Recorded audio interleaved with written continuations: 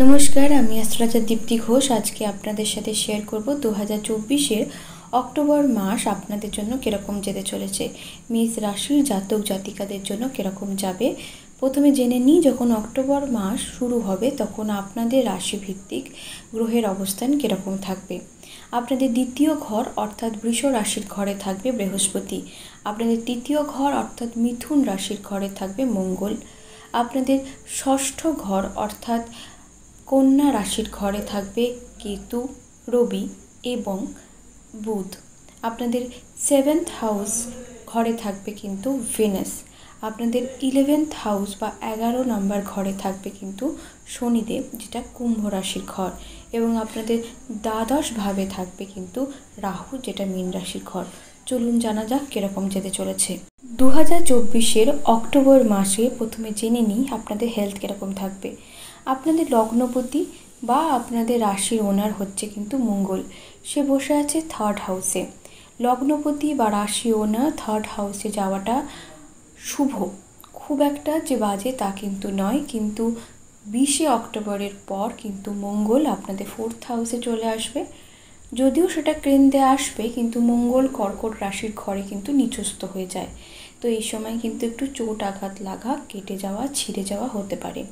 দ্বাদশে রাহু থাকার কারণে আপনাদের পেটে কোনো সমস্যা হতে পারে। ষষ্ঠে কেতু থাকার কারণে থ্রু দ্য ইয়ার এমন কোনো ডিজিজ হতে পারে যেটা সহজে রেকগনাইজ হবে না বা ধরা পড়বে না। চলুন জানা যাক, যদি আপনি স্টুডেন্টস হন বা বিদ্যার্থী হন তাহলে কীরকম যাবে আপনার জন্য অক্টোবর মাসটা। পড়াশোনা কিন্তু আমরা দেখব পঞ্চম হাউস থেকে। পঞ্চম হাউসের অধিপতি হচ্ছে রবি। সে বসে আছে কিন্তু আমাদের ষষ্ঠ হাউসে। এবার ষষ্ঠ হাউস মানে নেগেটিভ হাউস, এটা আমরা অনেকেই জানি। কিন্তু ষষ্ঠ হাউস সবসময় নেগেটিভ হয় না। ষষ্ঠ হাউসকে কিন্তু পরিশ্রমের ঘরও বলা হয়। তাই যেখানে পরিশ্রম, কম্পিটিশন এই সমস্ত জিনিসগুলো আছে সেখানে কিন্তু অবশ্যই 6th হাউস থাকতেই হবে, এবং 6th হাউস সেখানে খুবই গুরুত্বপূর্ণ। এই পরিশ্রমের জায়গাতে থাকার কারণে 5-6 কানেকশন হওয়ার কারণে স্টুডেন্টসের মধ্যে কিন্তু পরিশ্রম করার প্রবণতা দেখা যাবে। বিশেষ করে যারা চাকরির পরীক্ষা দিচ্ছেন বা কম্পিটিটিভ ফিল্ডে আছেন, ইন্টারভিউর জন্য তৈরি করছেন, তাদের জন্য এই সময়টা খুবই ভালো হবে। চলুন জানা যাক কীরকম যাবে যদি আপনি লাভ রিলেশনশিপ ক্যারি করেন। পঞ্চম ভাব থেকে আমরা দেখে থাকি যে লাভ রিলেশনশিপ কীরকম যাবে। এবং পঞ্চম ঘরের অধিপতি হচ্ছে রবি। সে বসে আছে ষষ্ঠ ঘরে।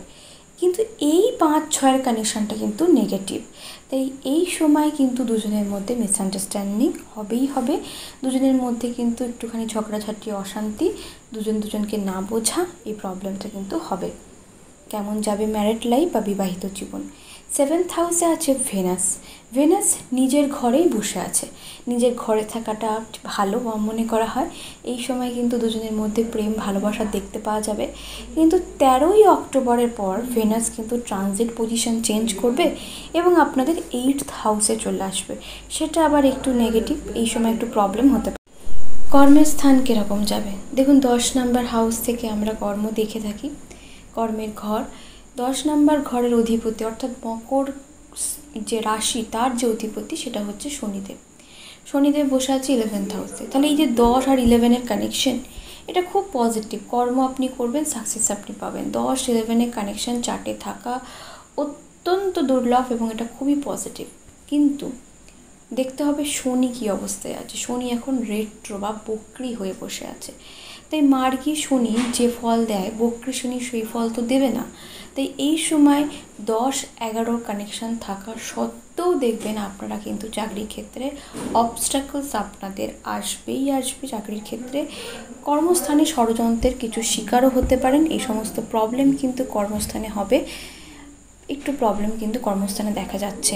আপনাদের দ্বাদশ স্থানে রাহু থাকার কারণে একটা পজিটিভ, একটা হচ্ছে নেগেটিভ। একটা হচ্ছে যে এই সময় আপনাদের বিদেশ যাওয়ার যদি ইচ্ছা থাকে বা বিদেশ যাওয়ার চান্স, দ্বাদশ স্থানে রাহু খুব ভালোভাবে যোগাযোগ করিয়ে দেয়, যোগটা খুব ভালোভাবে তৈরি করে। তাই যদি বিদেশ যেতে চান, সেটা যে কোনো কারণে হতে পারে, যাওয়ার চান্স আছে, আপনারা যেতেই পারেন। গোচর সেটাকে সাপোর্ট করছে। এবার নেগেটিভটা হলো দ্বাদশ স্থানে রাহু প্রচুর খরচ করায়। দ্বাদশ স্থানে রাহু আপনাদের এত টাকাই খরচ করিয়ে যাবে, আপনারা ভাববেন যে এই তো পকেটে টাকা ছিল, কোথায় গেল। তো এই সময় কিন্তু রাহু এই পরিমাণে খরচ আপনাদের করাবে। মায়ের শরীরের ওপর একটু নজর দিতে হবে। 4th হাউসে রাহু দৃষ্টি আছে এবং এই সময় যদি আপনারা জায়গা জমিতে ইনভেস্ট করতে চান, একটু বুঝে শুনে করবেন। সেখানকার আশেপাশে লোকদের সাথে কথা বলে সেই জায়গা জমিতে ইনভেস্ট করবেন। ভালো থাকবেন, সুস্থ থাকবেন।